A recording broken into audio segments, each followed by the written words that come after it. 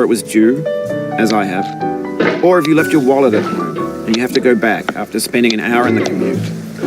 If you won some money at the casino and then put all your winnings on red but it came up black.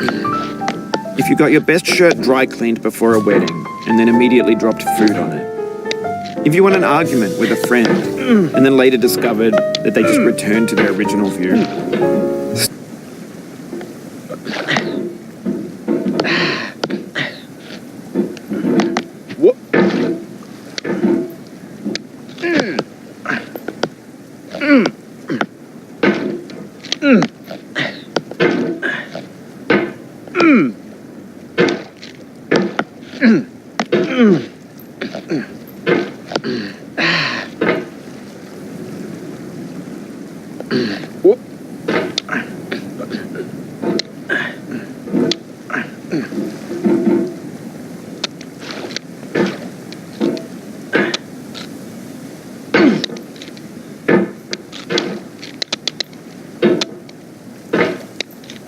Alright, thanks for coming with me on this trip. I'll understand if you have to take a break at any point. Just find a safe place to stop and quit the game. And don't worry, I'll save your progress, always, even your mistakes. This game is a homage to a free game that came out in 2002 called Sexy Hiking. The author of that game was Jazzo, a mysterious Czech designer who was known at the time as the father of B games. And B games are rough assemblages of found objects. Designers slap them together very quickly and freely, and they're often too rough and unfriendly to gain much of a following. They're built more for the joy of building them than as polished products. In a certain way, Sexy Hiking is the perfect embodiment of a B game. It's built almost entirely out of found and recycled parts, and it's one of the most unusual and unfriendly games of its time. In it, your task is simply to drag yourself up a mountain with a hammer. That act of climbing, in the digital world or in real life, has certain essential properties that give the game its flavor. No amount of forward progress is guaranteed. Some cliffs are too sheer or too slippery.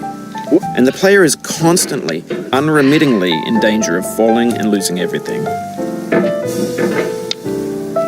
Anyway, when you start Sexy Hiking, you're standing next to this dead tree that blocks the way to the entire rest of the game. It might take you an hour to get over that tree, and a lot of people never got past it. You prod and you poke at it, exploring the limits of your reach and your strength, trying to find a way up and over. And there's a sense of truth in that lack of compromise.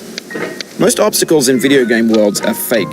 You can be completely confident in your ability to get through them once you have the correct method or the correct equipment or just by spending enough time. The process of building a game about climbing. A funny thing happened to me as I was building this mountain. I'd have an idea for a new obstacle and I'd build it, test it, and it would usually turn out to be unreasonably hard. But I couldn't bring myself to make it easier. It already felt like my inability to get past the new obstacle was my fault as a player rather than as a builder. Imaginary mountains build themselves from our efforts to climb them, and it's our repeated attempts to reach the summit that turns those mountains into something real.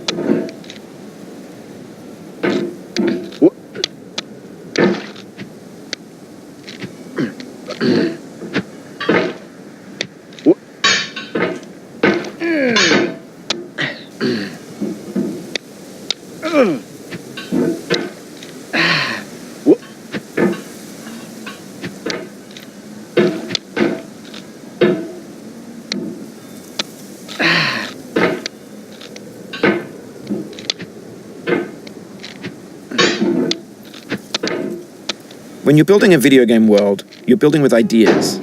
And that can be like working with quickset cement. You mold your ideas into a certain shape that can be played with. And in the process of playing with them, they begin to harden and set until they're immutable, like rock. And at that point, you can't change the world. Not without breaking it into pieces and starting fresh with new ideas.